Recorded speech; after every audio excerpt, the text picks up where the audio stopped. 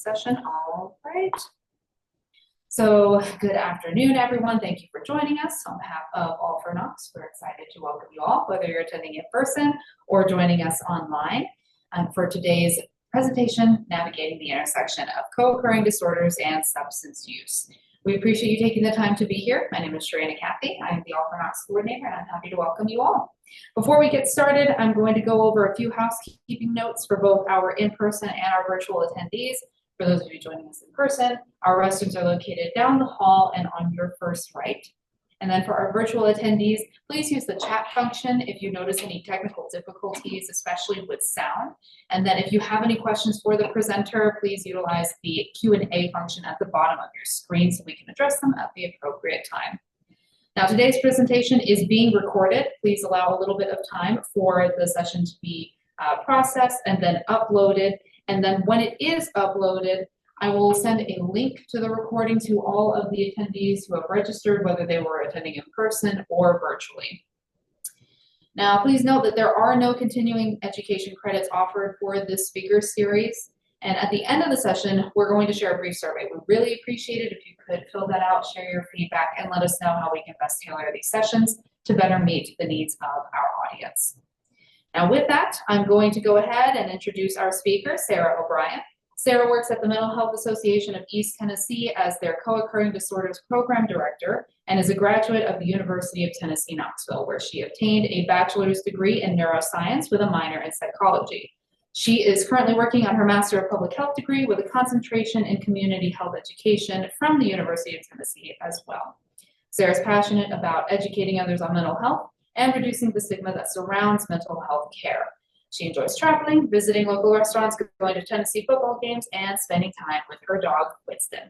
And with that, I will go ahead and turn the mic over to you. All right, thank you. Do I need to enlarge this on the screen at all? Yes, if you can just go into presenter view. Let's see. Yeah, you can see it. There we go. Squeaking past just a little bit. All perfect. Yeah, and like Sharina said, if at any point there's any audio problems, if you cannot hear me, speaking up is usually not usually a problem for me, but if you can't hear, please just unmute yourself or put in the chat and I will try to speak louder. So yeah, today we'll be looking at the intersection of mental health and substance use and just all about co-occurring disorders. The objectives for today, we're going to define co-occurring disorders and look at some examples of those and some of the prevalence of it, some statistics around it. We're going to look at how those two interact with each other. So looking at how mental health and substance use are related and how they influence one another. We'll look at the role of stigma and misdiagnosis, the role of that in people's lives that experience co-occurring disorders, looking at some of the barriers to care, looking at some treatment options, and then I'll share with you guys some of the resources that we offer here at the Mental Health Association. So co-occurring disorders are really what they sound like. So that co part is where they are two problems that are interrelated and occur at the same time. And so I bolded interrelated and simultaneously because just because you have two disorders doesn't necessarily mean that they qualify as co-occurring disorders. So these two disorders have to be related to one another and happen at the same time. So related is that one influences the other. It doesn't always mean that that one has to cause the other, but they do affect each other. And specifically for this talk, and what you'll really hear mostly when you hear the word co-occurring disorders, is that it's the presence of both a mental health disorder and a substance use disorder. So substance use disorder is going to be any type of substance use that negatively affects your life. That's kind of, I always say that with substance use disorder, we typically think of maybe illegal drugs, but this could be prescription drugs, things that are legal. So this could still be alcohol, and just in a way that influences your life in a negative way, and you're still not able to stop using that substance.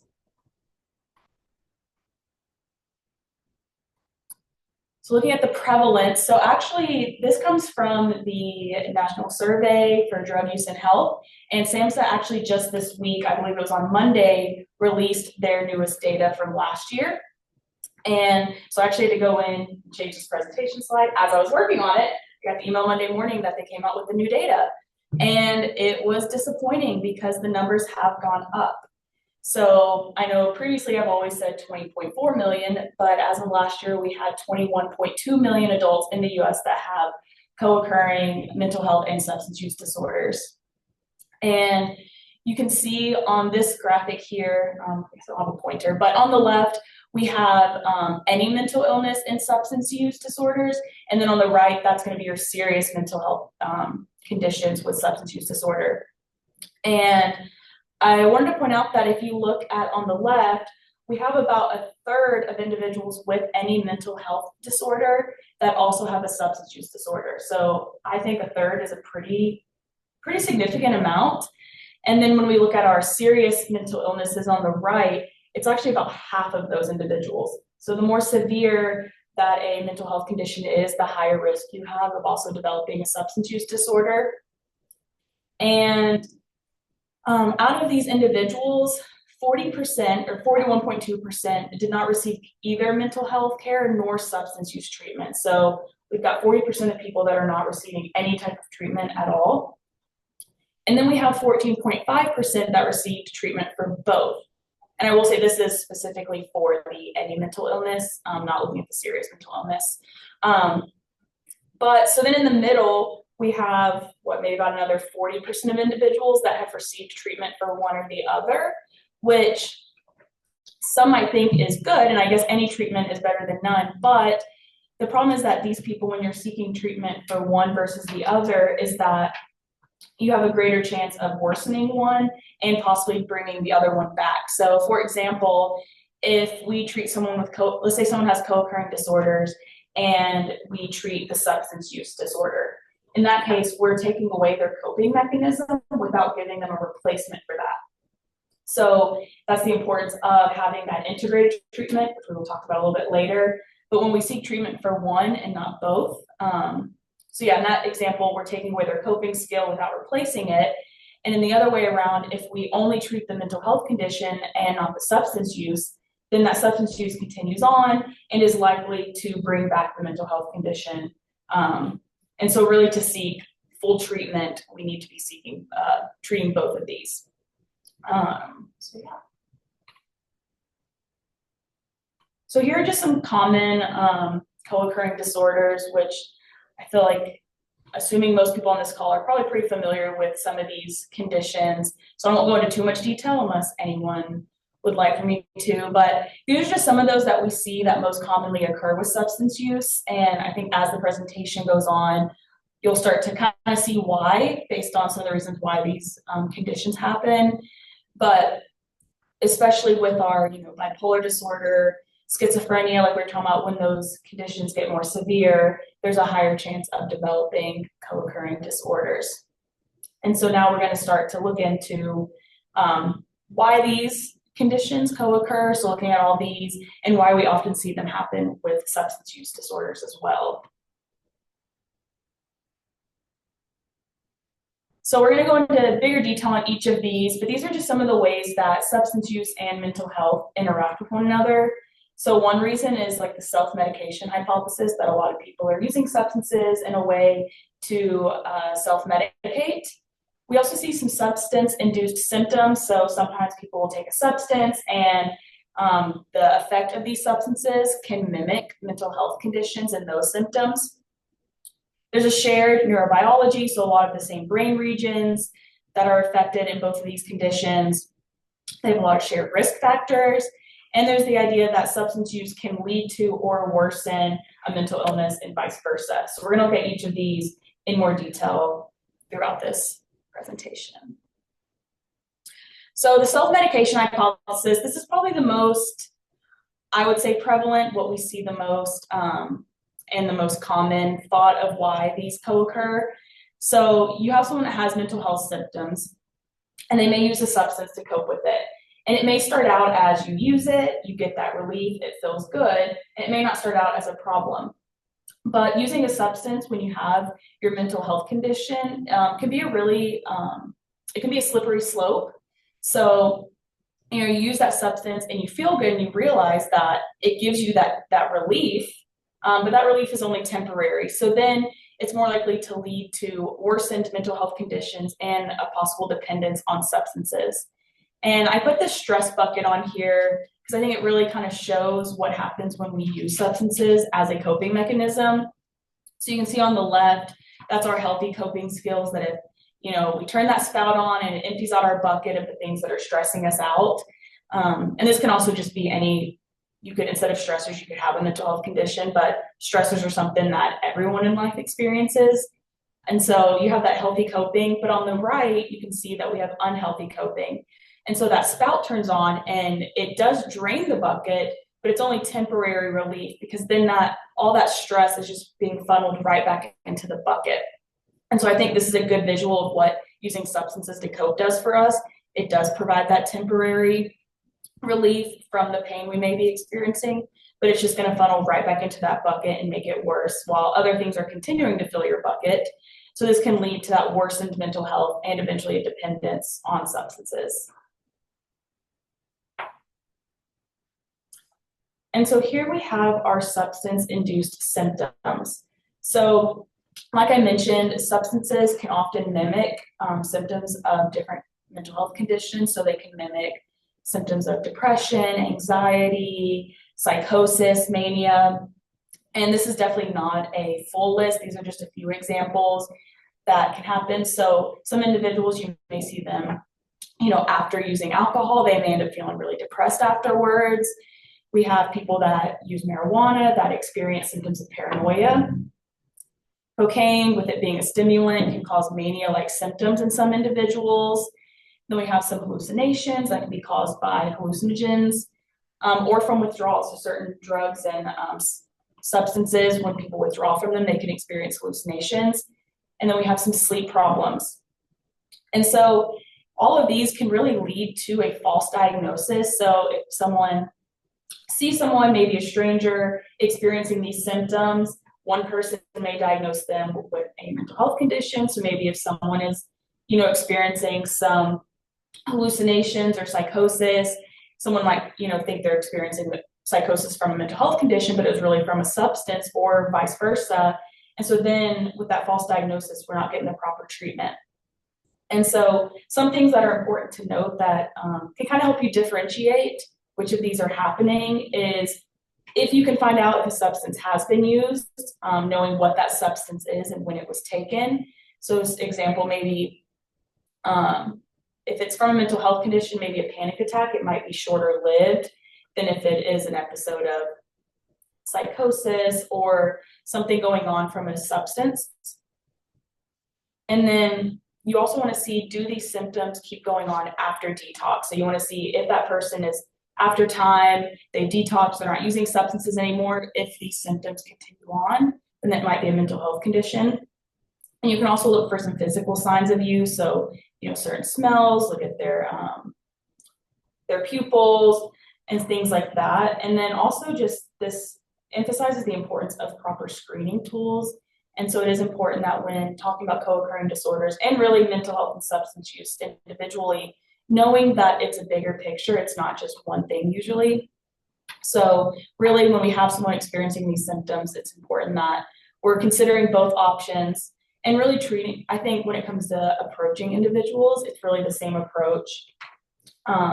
You can for both of these. If you experience someone that's, maybe having a mental health crisis or you don't know if it's from that or substance-induced symptoms, you can call 988 for either one of those, and they can talk you through, maybe how to approach the person if you're looking to help them, whether that's a loved one or someone that you just passed by. 988 is a really good resource for both of these. And so here we have shared neurobiology. Now, I know Sharina mentioned that I did study neuroscience at UT, but I am by no means an expert in neuroscience. I am not a neurologist or neuroscientist, but we do know that with both of these that they both are disorders in our brain. So they do impact a lot of the same regions of our brain and a lot of the same neurotransmitters. So obviously we know that, substances, we have the dopamine pathway, and they tend to increase the dopamine in our brain, which is then changing things going on we end up developing that our brain wants to keep that same level of dopamine without a substance. And so, if you're using a substance, you get that dopamine, and then you quit using it, your dopamine's down, you may end up, exhibiting symptoms of depression. But it could be because you're so used to that, that really increased influx of dopamine from the substance. And so all of these neurotransmitters and brain regions are involved in both your substance use and your mental health. And I'll talk about it a little bit later, but some of those brain regions can change with substance use. So it is making changes in your brain that could then end up developing into a mental health condition.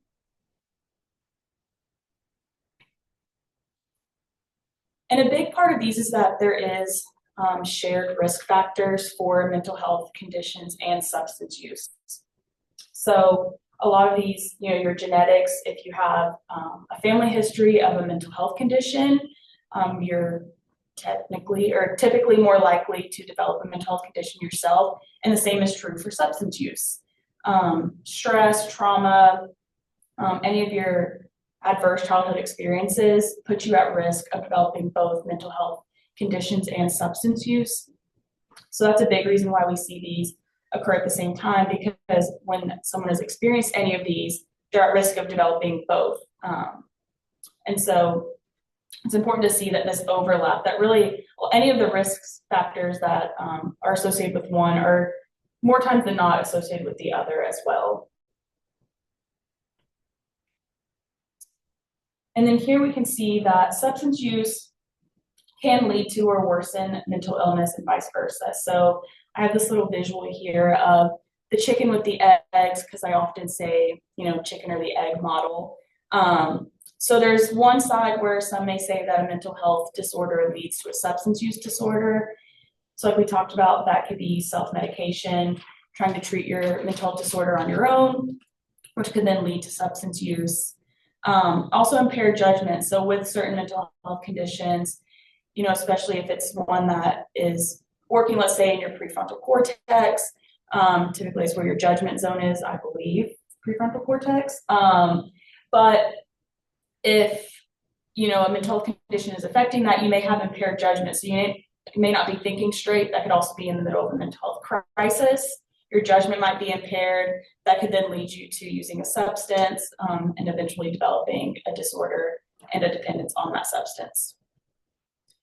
There's also the idea that substance use disorders can lead to mental health disorders. So again, like we mentioned, psychiatric symptoms can result from intoxication or withdrawal from substances. A big one with that I know is there have been studies that have looked at the link between marijuana and the onset of schizophrenia.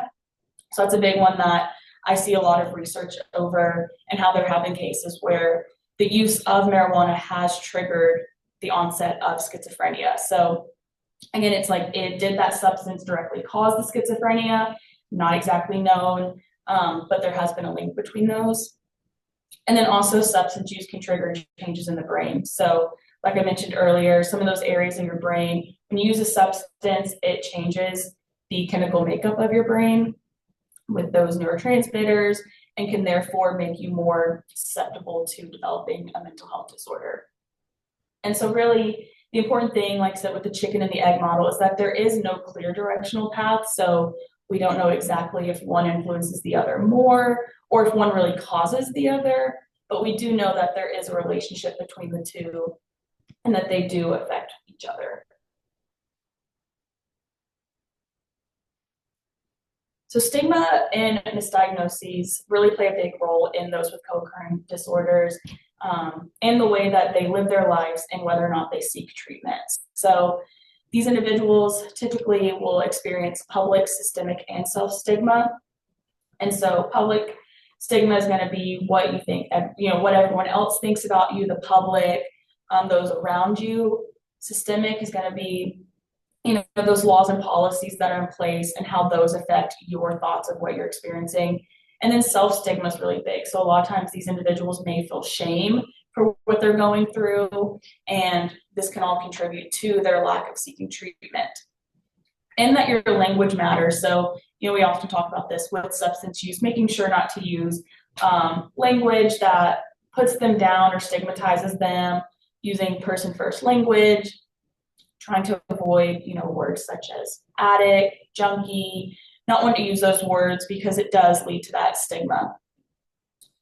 A lot of these individuals may use substances to mask what they're going through. And so individuals that could be experiencing a mental health crisis may use a substance to mask what's going on. Sometimes in society, substances may feel more socially acceptable than going to treatment. And so if they can go out and use these substances to hide what they're going through as a way to self-medicate, they're more likely to do so. So that masking of it can be hard to see what's going on down underneath. So, if you're masking that mental health condition, and people see your substance use, they're going to want to treat the substance use. But really that core issue was your mental health condition, which is a really big problem with seeking treatment.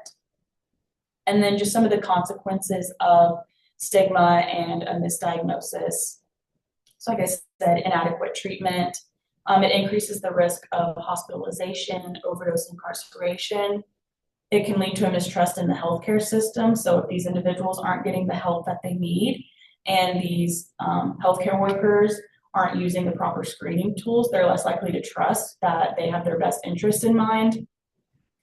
You can have a higher risk of relapse, and then the revolving door effect. So just that constant, you go and you have your mental health condition, maybe you don't get treatment for it, you develop a substance use disorder, you get treatment for the substance use disorder, but then now they don't have a coping mechanism, which worsens their mental health, which could then lead to substances again. It's just kind of this constant never-ending cycle that can happen if we're not getting the proper treatment for individuals. And so these are 4 of the big barriers that individuals with co-occurring disorders may have for treatment. So stigma, of course, is a big one. Like we said, people may feel ashamed and not want to seek that treatment.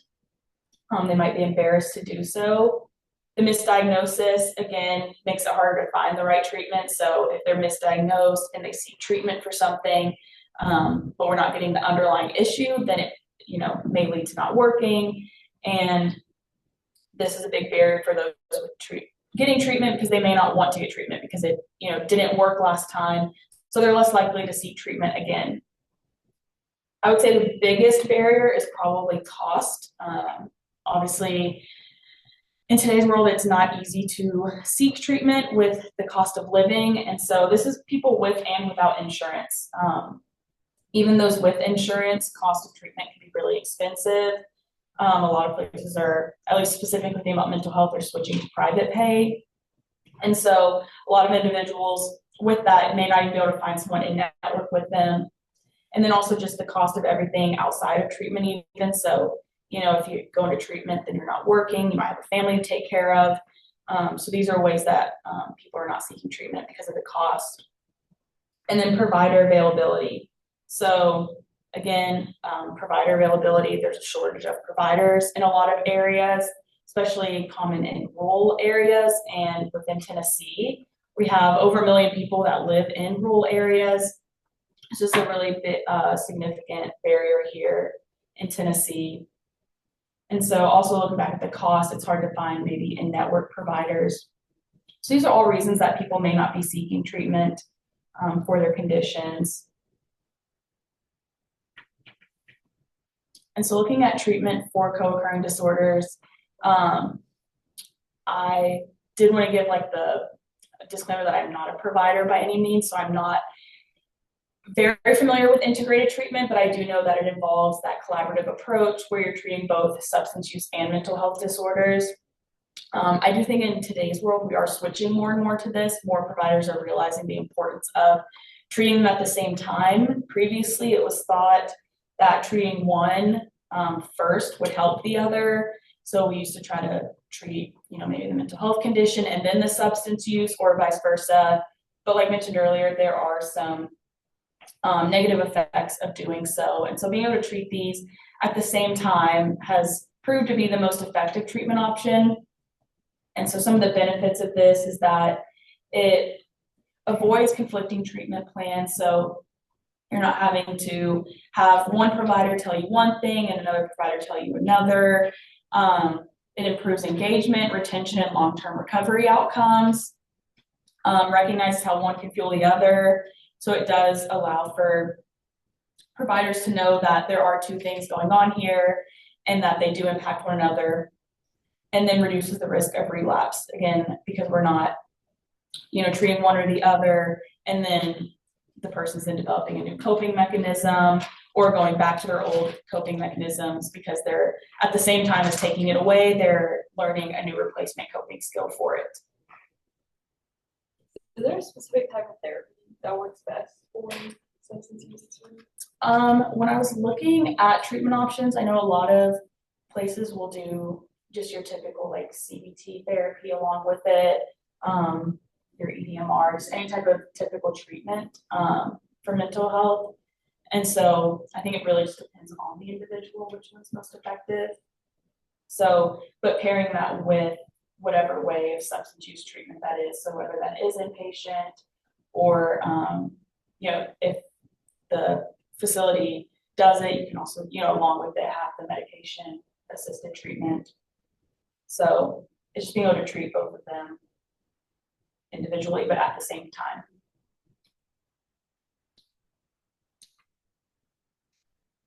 So these are just some ways that you can support individuals that have co-occurring disorders. The big part, I think, is understanding the complexity. So knowing that it's not just one issue that we're dealing with. So, knowing that if you have someone that that, maybe goes in and gets treatment for their substance use, and then, maybe they go back to it. I know it can be discouraging and frustrating, but knowing that it is complex, that it's not, a lot of times there is that underlying mental health condition that is essentially making them go back to that substance. So knowing that it's not just a simple stop a substance and you're better, that there is that underlying mental health or trauma that needs to be treated as well. I mentioned earlier, person first language, just making sure that you watch the way you talk about them and don't use any of the stigmatizing language. It's important to help these individuals meet basic needs when we can. So, knowing that their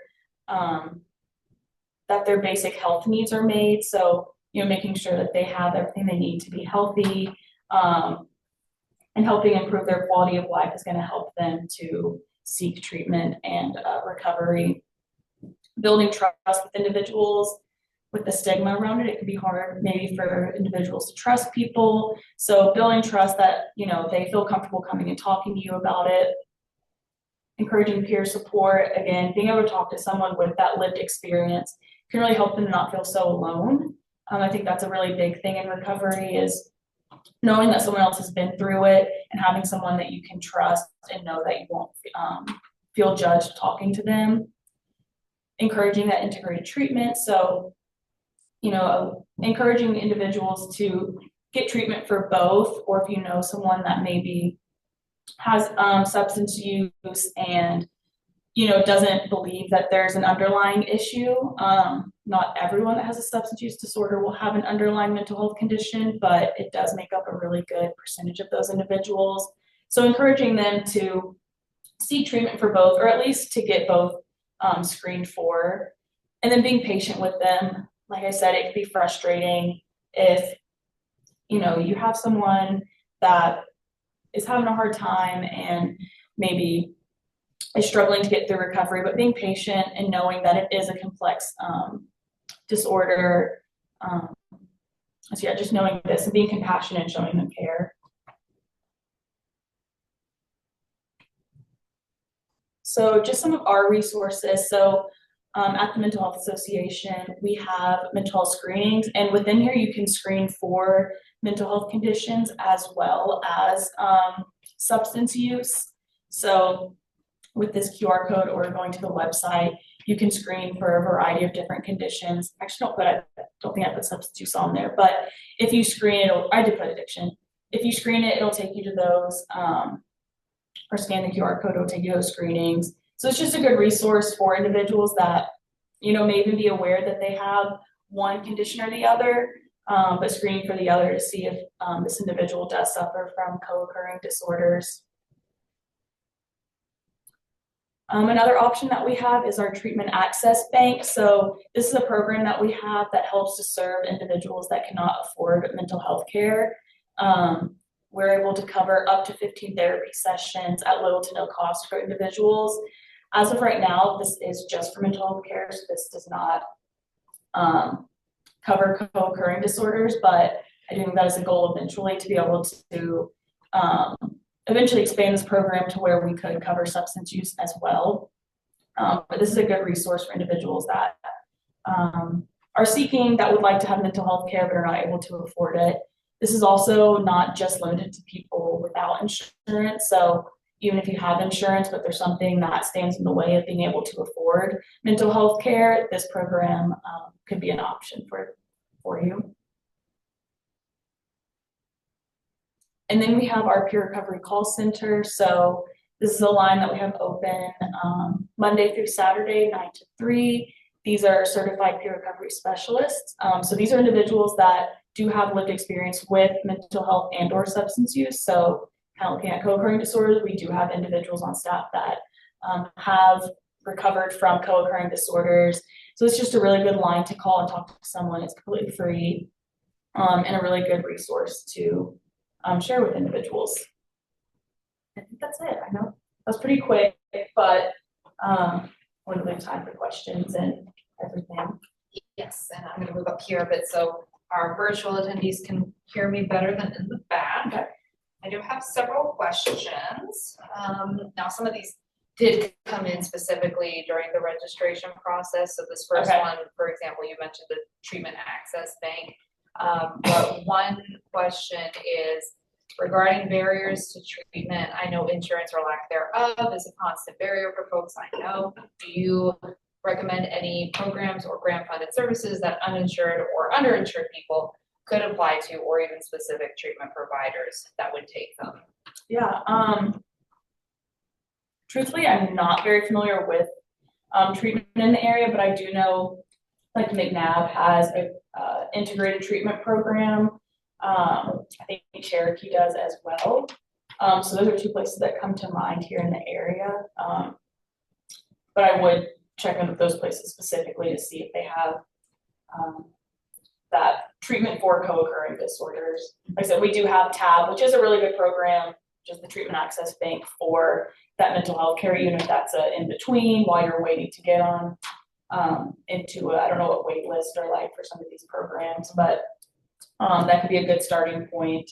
Because I know I did emphasize the importance of that integrated care, but I also want to say that any care is better than none, so being able to, even if it is just getting the mental health care or substance use care while waiting for that integrated treatment, I think is a good option.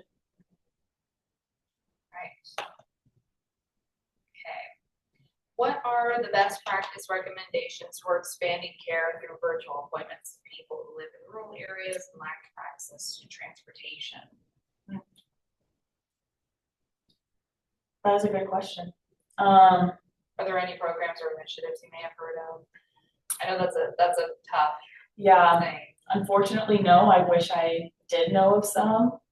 If anyone else knows of some, I would love to have that shared because that is knowledge I would love to have. Because I do know that is a big barrier, is also being able to reach those places. Like I said, being in a rural area, lack of providers. So if anyone does know of any initiatives, please do share. And then, of course, if you have any questions for our virtual attendees, you're more than welcome to put it in the Q&A box. I'll move on to the next question. What are some of the demographic breakdowns or trends for East Tennessee? Are we seeing more presentation in younger people versus older? I'm assuming maybe I'm not sure if it's specific misdiagnoses or just all of them, but are we seeing more presentation in younger people versus older, employed versus unemployed, etc.? I do not have the answer for that. I don't know if Meredith, if you know any about with screenings. It's not one of our more popular screenings, so I think it gets under I don't want to say backgaps, underrepresented in all of our data that we collect. We don't collect employment status. I can take a look really quick.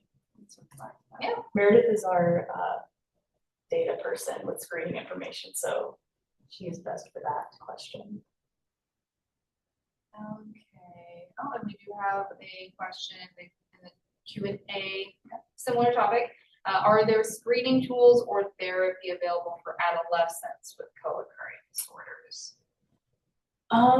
So our screening specifically, there is a parental screening that is available. I don't know if that's what they mean by like screening for an adolescent. But that is not for co-occurring. So that I think is more so for maybe depression or anxiety. I'm not quite sure what the parental screening is. I'm not a parent, so I have not taken it, but I think you can still use the similar screening questions for an adolescent, I would think, still looking at, you know, the symptoms, the substance use, because it'll generally ask about trends in their substance use. So I think you could still get a general idea of someone struggling. But we actually, I guess our direct screening is not for co-occurring disorders, but there's for substance use and for different conditions in general. Gotcha. All right. Next question. Are certain co-occurring disorders being misdiagnosed more than others? I assume that depression after heavy alcohol use is more common than hallucinogens from LSD because of access, but I don't know what the data shows. Yeah, I'm not sure what the exact data shows, but I would make that same assumption probably. Let me go back and look at that slide. Yeah, my guess would be that the more common the condition is, the more common maybe that's substances. So like they're saying like the depression after drinking, I think depression is probably one of our highest mental health conditions that are prevalent, and then also with alcohol use. So I don't know exactly what the data would say which ones are more common, but I definitely could see that. I do know that that is one of the more common co-occurring disorders would be depression mixed with alcohol. So I would also assume it's probably a pretty commonly misdiagnosed condition as well. Are misdiagnoses even something that is collected? Because I imagine if I was a provider, that like I would just change treatment. Yeah, so I haven't seen data directly on like misdiagnosis rates. I just know that is something that happens a lot with people, is that you're being treated for the wrong condition. And that is present with all types of mental health conditions as well. Right. Next question. What role does stigma play in preventing individuals with co-occurring disorders from seeking help, and how can communities address that? Yeah, so with stigma, you know, a lot of these individuals they experience that shame of seeking treatment. They might be embarrassed to do so.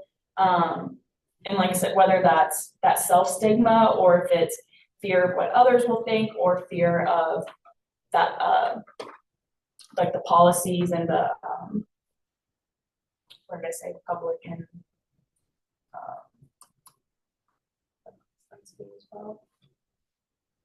the systemic stigma. So I think as a community, just continuing to educate people over it, as well as talking about it in the same way that I think we've made really big strides on destigmatizing mental health stigma. Obviously it still is there, but I think just in the last probably 20 years, we've made a huge growth in talking about it. So in the same way, continue to do it for co-occurring disorders and for substance use.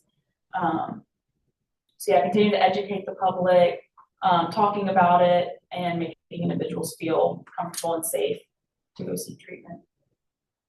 All right. Any updates from you, Meredith? Yes, can you repeat the question? Yes, the question earlier was, what are some of the demographic breakdowns or trends for East Tennessee? Like if it's more so leaning towards younger people versus older, employed versus unemployed. Okay.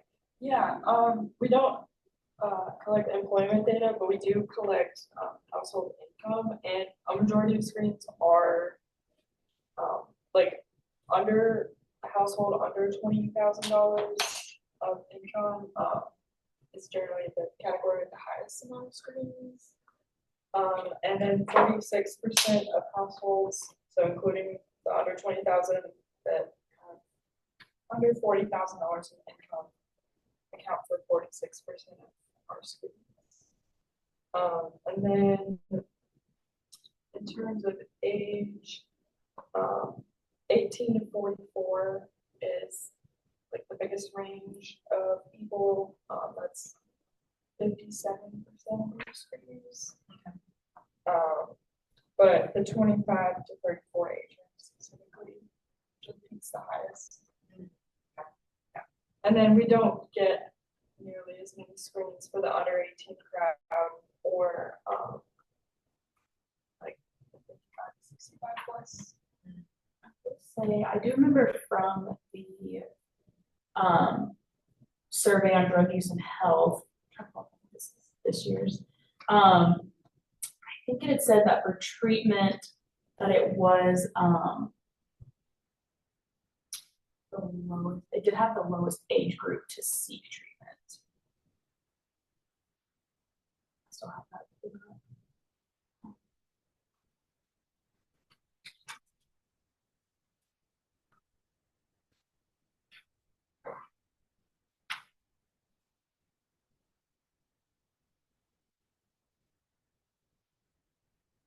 So it looks like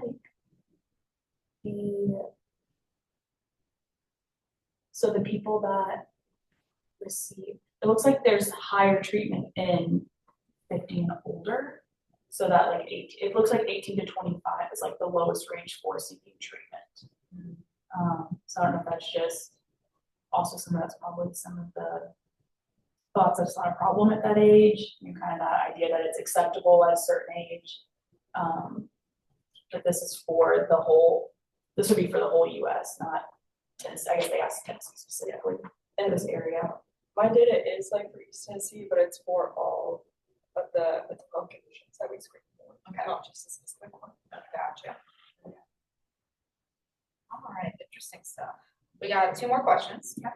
One is what best practices are recommended for accurately screening and assessing co-occurring disorders in settings where time and resources are limited? For example, a panic attack at a school.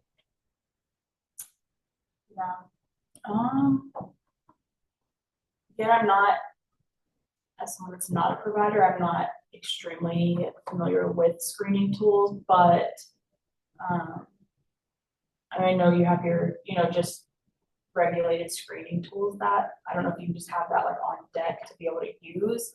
I know most of those things you can look up online what they are, so I don't know if there's a direct screening for, say, a panic attack. I'd say it's more for anxiety, probably. So I don't know if you can just have that, especially like in the schools, like I would be interested to see if nurses or even teachers, I imagine that teachers specifically are not trained with how to use these screening tools. So I do think that would be a good thing to have in, classrooms, or just for people that are leading groups, be able to have access to those screenings. Mm-hmm. Obviously they can't do a direct, they can't diagnose, but that would give them an idea of if it is anxiety or if it could potentially be from a substance. Right.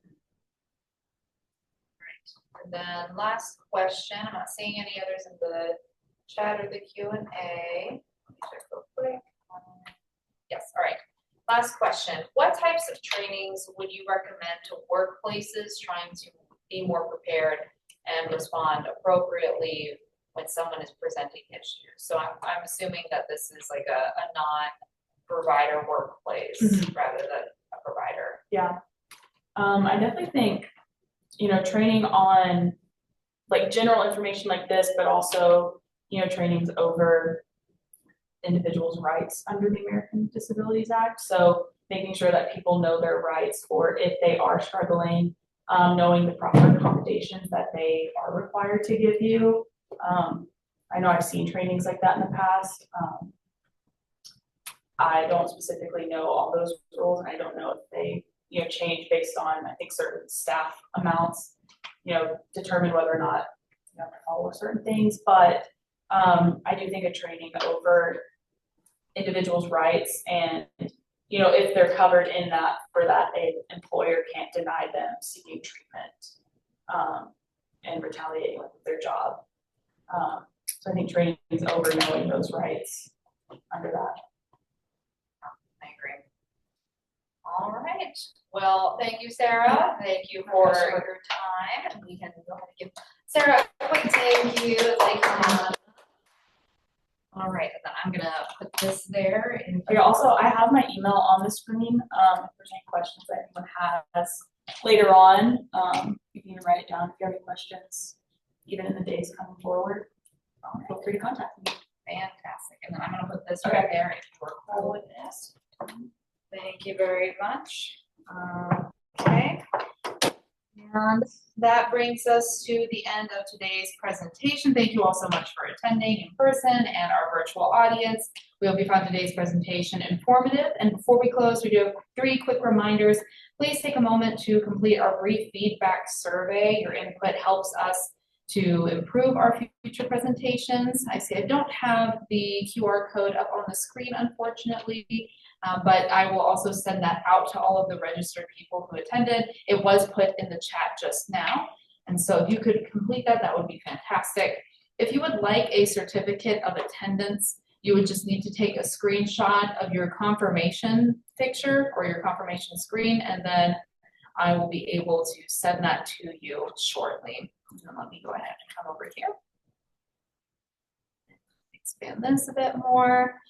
And so, as a reminder, today's session was recorded. Once it's uploaded and processed, a link will be sent to all of the registrants, whether you attend live or not. And then we hope to see you at our next installment, which will take place on October 23rd from 10 a.m. to 11:30 a.m. It is Stigma Reduction and Prevention with our guest speaker, Kenny King. Kenny King is a public health educator in the Knox County Health Department Substance Misuse Response Division. And he will be talking about the impacts of stigma, in depth of how it impacts people's recovery, their likelihood of seeking treatment, and a bit more as to what Sarah was talking about in today's presentation. You can register by scanning the QR code on your screen if you are in person, and then for our virtual attendees, I will put the link right here in the chat. All right. Thank you again, everyone, for attending and for your time. We hope that you have a wonderful rest of your day. I'm going to go ahead and for the Zoom people, I'm going to go ahead and close out the Zoom. Thank you again.